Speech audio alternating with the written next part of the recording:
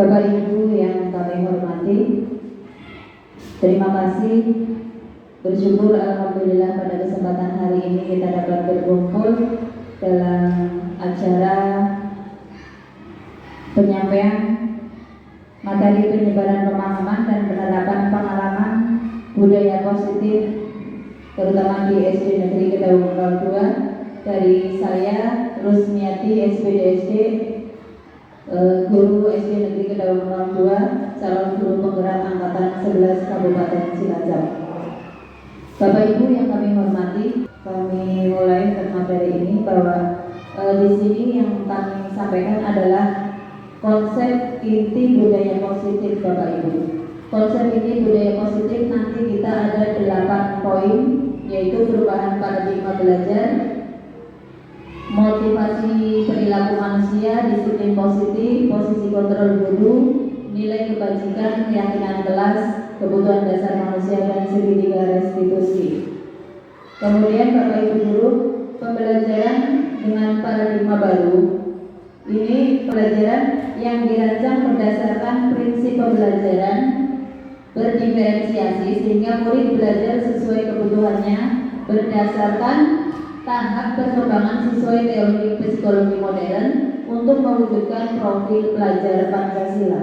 Pada poin miskonsepsi tentang teori kontrol Bapak Ibu, ini nanti muncul yang pertama ilusi guru untuk mengontrol murid. Berikutnya adalah ilusi bahwa kritik dan membuat rasa bersalah mampu menguatkan karakter. Terus kemudian ilusi bahwa penguatan positif efektif dan bermanfaat. Yang terakhir adalah ilusi bahwa dewasa itu berhak memaksa. Miskonsepsi itu adalah sesuatu yang kita bayangkan untuk diterapkan, tapi itu adalah konsep-konsep yang salah sebaiknya, yang konsep-konsep yang salah yang biasa kita terapkan kepada murid. Padahal itu tidak seharusnya diterapkan kepada murid. Terus kemudian bagaimana cara mengubah paradigma stimulus respon ke pendekatan teori kontrol ini dari teori William Glasser Bapak Ibu. Ini meliputi realita kebutuhan kita sama ya. Terus teori kontrolnya adalah realita kebutuhan kita berbeda ya. Jadi kemudian yang kedua, semua orang melihat hal yang sama, tapi kita bisa mengontrol dengan setiap orang memiliki gambaran berbeda. Terus kemudian untuk kita mencoba mengubah orang agar berpandangan sama dengan kita. Padahal perlu kita kontrol bahwa kita berusaha memahami pandangan orang lain tentang dunianya masing-masing. Terus kemudian untuk perilaku buruk dilihat sebagai suatu kesalahan Bapak Ibu. Padahal di sini teori kontrolnya adalah semua perilaku memiliki tujuan. Terus kemudian untuk orang lain bisa mengontrol saya, tapi hanya ada yang bisa mengontrol diri Anda sendiri. Kemudian untuk stimulus respon berikutnya adalah saya bisa mengontrol orang lain. Pada teori kontrol ini Anda tidak bisa mengontrol orang lain. Stimulus respon berikutnya, pemaksaan ada pada saat bujukan gagal, tetapi pada teori kontrol kolaborasi dan konsentrasi menciptakan pilihan-pilihan baru. Model berpikir bisa menang atau kalah, tapi kalau dalam teori kontrol model berpikir itu menang ya. Bapak Ibu, selanjutnya adalah disiplin positif Bapak Ibu. Disiplin positif itu adalah berasal dari kata disiplina yang artinya belajar ya. Disiplinnya mengatur pada disiplin diri yang memiliki tanggung jawab terhadap apa yang dilakukan berdasarkan nilai-nilai yang diyakini. Disiplin positif Bapak Ibu merupakan salah satu cara penerapan disiplin yang bertujuan untuk menumbuhkan kesadaran serta memberdayakan murid tanpa imbalan penghargaan, ancaman atau hukuman Bapak Ibu. Terus kemudian sebagai pendidik itu tujuan kita adalah menciptakan murid yang memiliki disiplin diri sehingga mereka berperilaku mengacu pada nilai-nilai kebajikan universal dan memiliki motivasi intrinsik dalam perubahan perilaku ke arah yang lebih baik. Jadi motivasinya itu tidak yang tertanam kepada murid, nanti yang sudah kita kehendaki adalah motivasi intrinsik yang memang timbul dari dirinya sendiri, bukan dari pengaruh orang lain. Jadi kesadaran-kesadaran misalnya menciptakan lingkungan yang bersih. Murid-murid membiasakan untuk membuat lingkungan bersih, mengambil sampah walaupun sampah kecil itu tidak terus-menerus konsisten disuruh oleh guru atau orang lain, tapi mereka sudah tertanam pada dirinya sendiri ya. Faktor intrinsiknya itu muncul bahwa kebersihan itu memang benar-benar penting. Terus kemudian kita awali dengan hal-hal yang kecil dari dirinya sendiri. Itu adalah faktor yang terpenting, intrinsik dari siswa. Terus kemudian nilai-nilai kebajikan Bapak Ibu, nilai-nilai yang disepakati bersama lepas dari suku, bangsa, agama, bahasa maupun latar belakangnya. Contoh nilai kebajikan institusi atau organisasi ini bisa pada profil pelajar Pancasila, yaitu beriman dan bertakwa kepada Tuhan Yang Maha Esa, berkarakter mulia, berkebinekaan global, gotong royong, mandiri, kreatif, dan bernalar kritis. Ini adalah profil pelajar Pancasila. Terus ada dari IBO, Primary Years Program PYP, yaitu toleransi, rasa hormat, integritas, mandiri, menghargai, antusias, empati, pengetahuan, kreativitas, kerjasama, percaya diri, dan komitmen Bapak Ibu. Terus kemudian yang terakhir adalah keterampilan hidup atau life skill. Life skill ini dapat dipercaya, lurus hati, mendengar yang aktif, tidak merendahkan orang lain, dan yang terbaik dari diri. Ini adalah nilai-nilai kebajikan yang bisa diterapkan dalam pembelajaran. Kemudian Bapak Ibu, ada kebutuhan dasar manusia juga, adalah sesuatu yang kita lakukan untuk mendapatkan apa yang kita inginkan. Seluruh tindakan yang kita lakukan memiliki tujuan tertentu, dan semua usaha terbaik yang kita lakukan adalah dalam rangka agar kebutuhan dasar kita terpenuhi dengan baik. Bapak Ibu, kita lanjut. 5 dasar kebutuhan manusia yang harus terpenuhi itu apa saja? 5 kebutuhan dasar yang harus terpenuhi dan harus seimbang. Jadi kalau 5 kebutuhan dasar ini kurang seimbang atau salah satu tidak terpenuhi, ini yang bisa membuat manusia itu melenceng dari jalurnya. Yang pertama adalah bertahan hidup Bapak Ibu. Misalnya yaitu makanan, pakaian, ya, ada tempat tinggal, keamanan, dan kesehatan. Ya. Terus yang kedua ada kebutuhan dasar kasih sayang dan rasa diterima. Kasih sayang ini termasuk rasa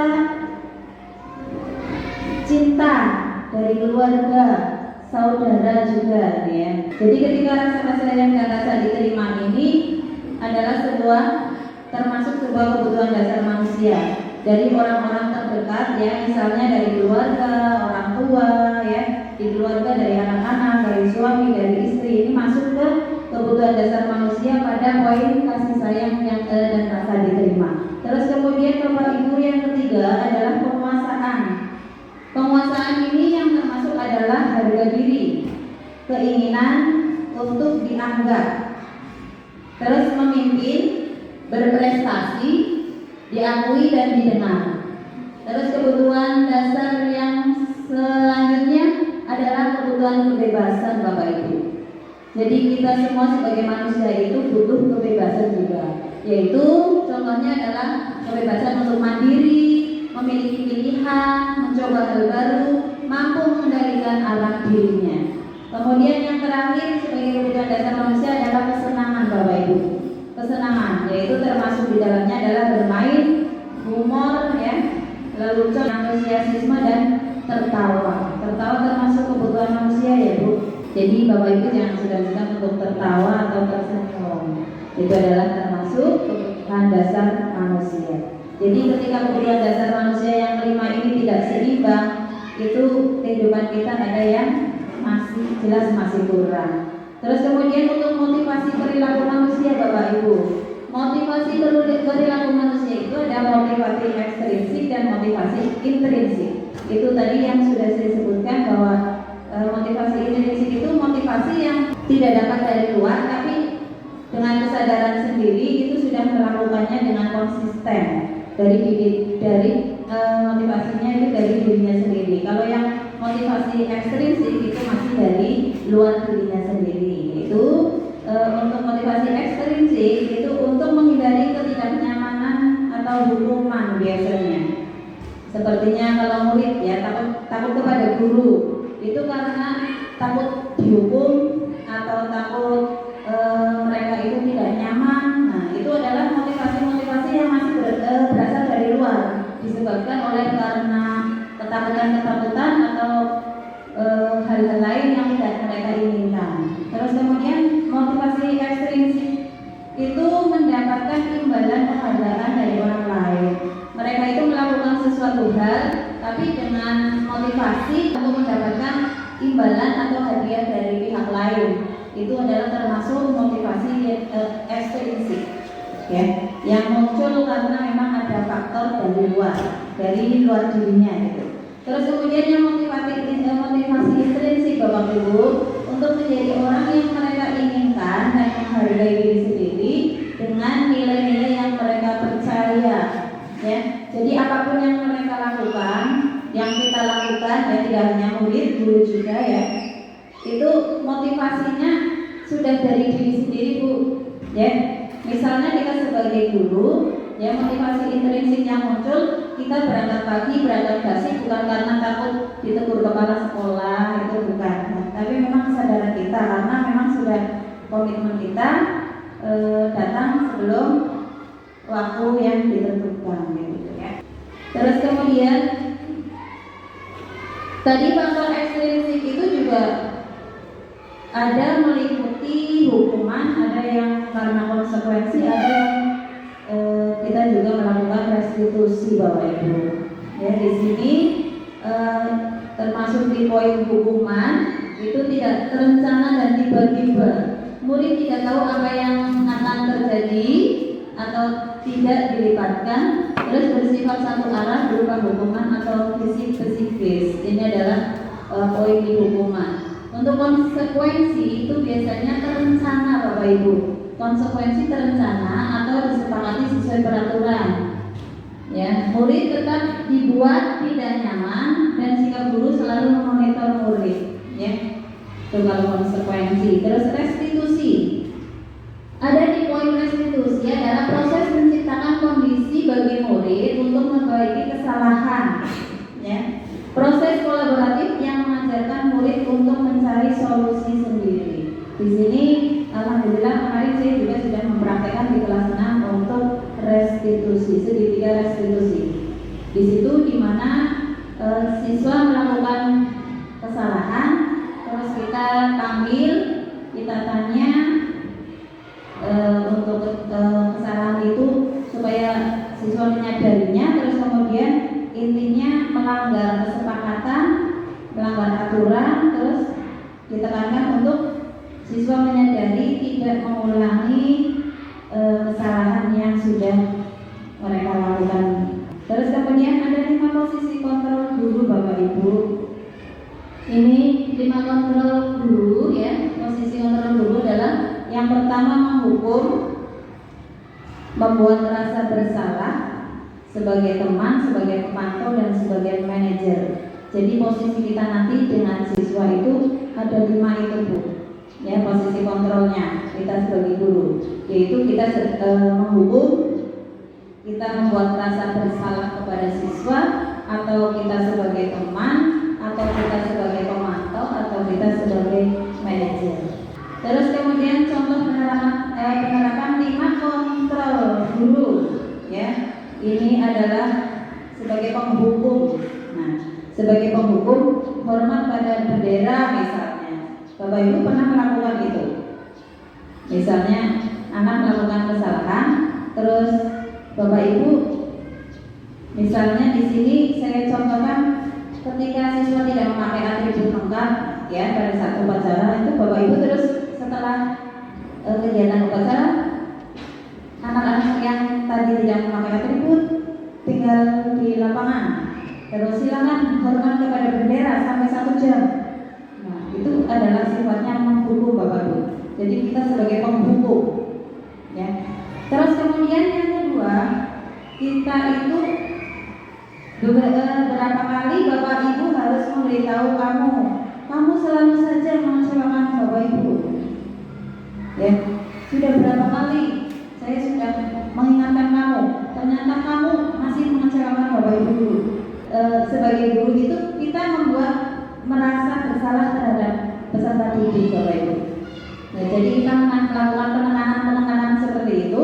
Ini maksudnya pada penerapan 5 kontrol guru sebagai pembuat rasa bersalah.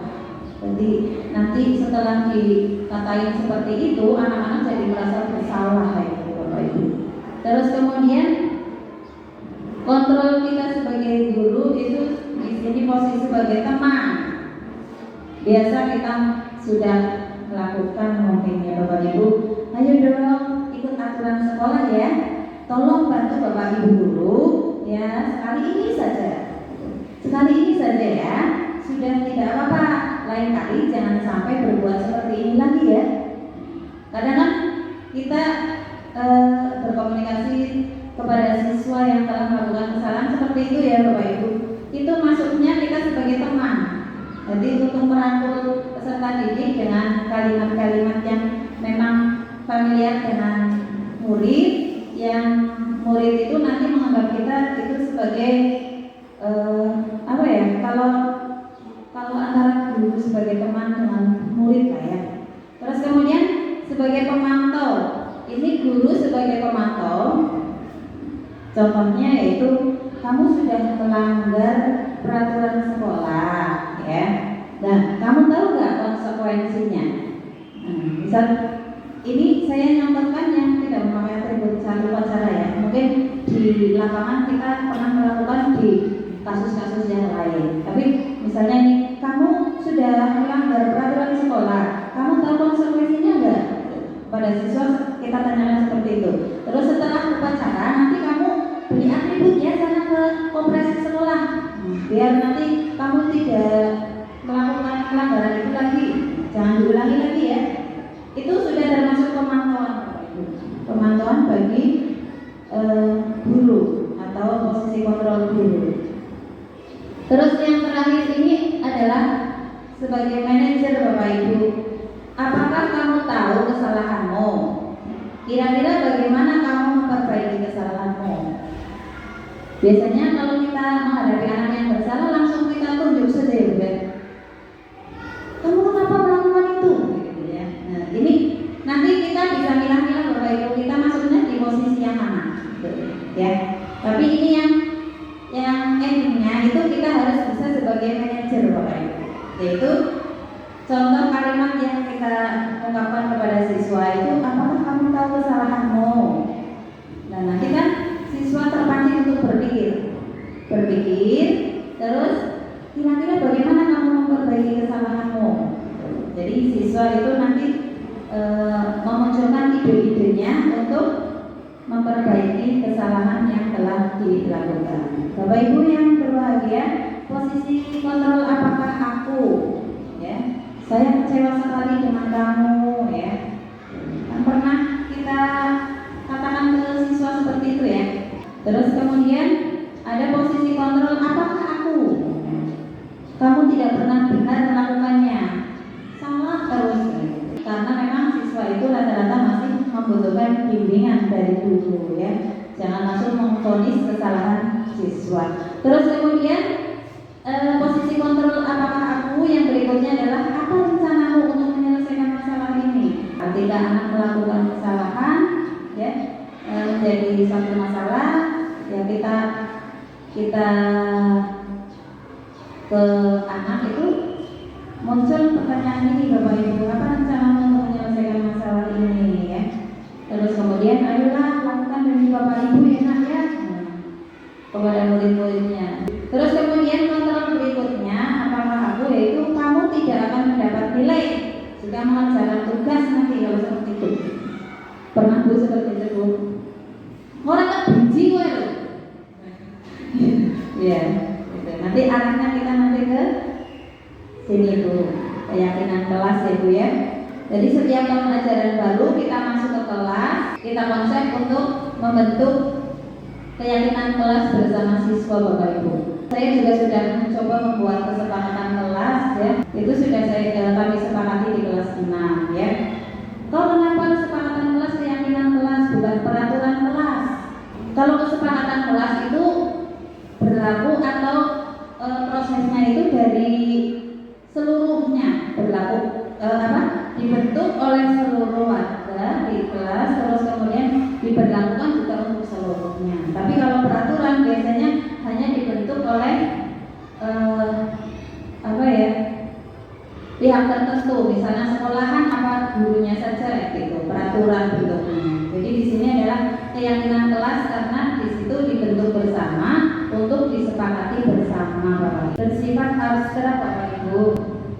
Terus berupa pernyataan universal ya. Terus dibuat dalam pernyataan positif. Jadi misalnya tidak boleh membuang sampah di kelas. Bisa diubah mindset itu menjadi kelas selalu bersih. Tidak boleh menggunakan kalimat yang negatif atau selalu harus dengan pernyataan yang positif Bapak Ibu. Ya. Terus kemudian sedikit saja agar mudah diingat Bapak Ibu. Jadi ketika kita membuat kesepakatan kelas jangan terlalu panjang, jangan terlalu bertele-tele. Terus kemudian sesuai dengan kondisi kelas dan sekolah sehingga mudah diterapkan. Ini Bapak Ibu insya Allah sudah paham ya. Semua warga sekolah atau warga kelas dilibatkan saat membuat keyakinan kelas ini yang terpenting Bapak Ibu. Terus kemudian kita sampai ke segitiga restitusi Bapak Ibu. Suatu proses dialog yang dijalankan oleh guru agar dapat menghasilkan murid yang mandiri dan bertanggung jawab. Itu adalah istilah yang kita dapatkan dari segitiga restitusi. Di sini segitiga restitusi itu ada tahap menstabilkan identitas Bapak Ibu. Terus yang kedua validasi tindakan yang salah, dan yang ketiga menanyakan keyakinan. Jadi segitiga restitusi tadi di depan sudah saya ulas sedikit ya, dimana segitiga restitusi itu kita lakukan jika ada murid kita melakukan kesalahan ya, melanggar kesepakatan kelas atau keyakinan kelas. Misalnya itu ini Bapak Ibu. Nah, menstabilkan identitas berdasarkan prinsip membuat kesalahan adalah bagian dari proses pembelajaran ya. Berbuat salah itu wajar nak. Dipanggil anaknya, misalnya si A itu setiap waktu pasti datang terlambat sekolah. Itu kan kasus masalah. Nah itu perlu kita mengadakan segitiga restitusi dengan anak tersebut Bapak Ibu. Misalnya kita panggil anak yang melakukan kesalahan 1-2 kali bahkan berkali-kali ya. Kalau 1 kali sudah bisa dikembalikan lagi mungkin kita tidak masalah ya. Tapi ketika nanti sesuatu pelanggaran dilakukan berkali-kali, itu yang menggerakkan kita untuk melakukan segitiga restitusi terhadap siswa yang melakukan kesalahan. Berbuat salah itu wajar nak. Itu kemarin praktek yang saya lakukan, saya panggil anaknya, datang, ada apa Bu? Saya dipanggil. Oh iya silakan sini.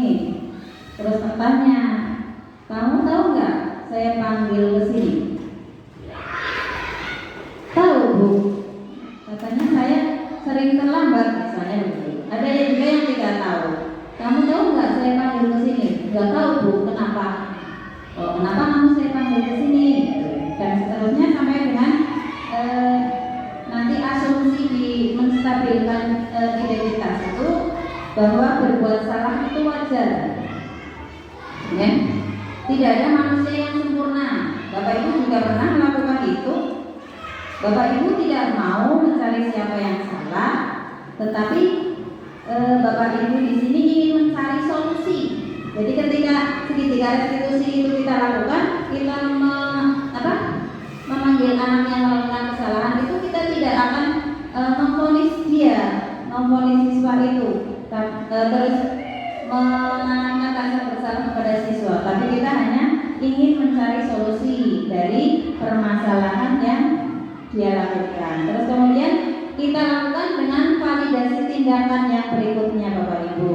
Validasi tindakan yang salah. Berdasarkan prinsip setiap perilaku berupaya memenuhi suatu kebutuhan tertentu. Kamu pasti punya alasan mengapa melakukan itu. Ini pertanyaan-pertanyaan yang masuk ke validasi tindakan yang salah jika kita melakukan segitiga restitusi, Bapak Ibu. Padahal kamu bisa melakukan yang lebih buruk dari ini. Misalnya, katanya kamu marah kepada temannya sampai menggebrak-gebrak meja karena, ya Bu, karena saya pekerjaannya selalu dicontoh sama dia, saya marah, saya sampai gebrak-gebrak meja. Nah, terus nanti gurunya kan bisa langsung, padahal kamu bisa melakukan yang lebih buruk dari itu, tapi kamu tidak melakukannya, ya. Kamu patut bangga karena telah melindungi sesuatu yang penting buatmu. Kamu tidak melakukan yang lebih dari itu. Itu adalah validasi tindakan yang salah, terus diarahkan untuk melakukan yang tidak seperti itu. Kamu melakukannya karena mempertahankan sesuatu yang penting bagimu. Bu guru bangga, salut kepada kamu. Sudah menjadi anak yang posisinya bersalah, tapi tetap mendapat support dari gurunya. Arahnya untuk tidak lagi melakukan kesalahan yang pernah dibuatnya. Terus kemudian pada menanyakan keyakinan, Bapak Ibu, menanyakan keyakinan berdasarkan prinsip teori kontrol. Pada dasarnya kita termotivasi secara intrinsik. Apa keyakinan kelas kita? Nilai-nilai apa yang telah disepakati bersama? Seperti apa gambaran sebuah kelas yang ideal menurut siswa? Dan kamu ingin menjadi orang yang seperti apa? Itu adalah maksud menanyakan keyakinan, Bapak Ibu. Demikian Bapak Ibu penjelasan tentang penyebaran pemahaman dan penerapan pengalaman budaya positif dari saya. Semoga kita bersama-sama dapat membiasakan budaya positif tersebut. Dalam penerapan program budaya positif, hendaknya guru memiliki standar kepribadian profesional dan sosial yang baik, di mana guru mampu merefleksi dirinya dalam posisi kontrol saat ini. Bagaimana perjalanan dirinya sebagai among, Bapak Ibu. Jadi kita sebagai among, sebagai manajer yang menuntun murid-muridnya menjadi insan yang mandiri, insan yang merdeka dan bertanggung jawab. Ini juga terdapat di standar nasional pendidikan Indonesia. Demikian Bapak Ibu, terima kasih atas partisipasinya. Wassalamualaikum warahmatullahi wabarakatuh.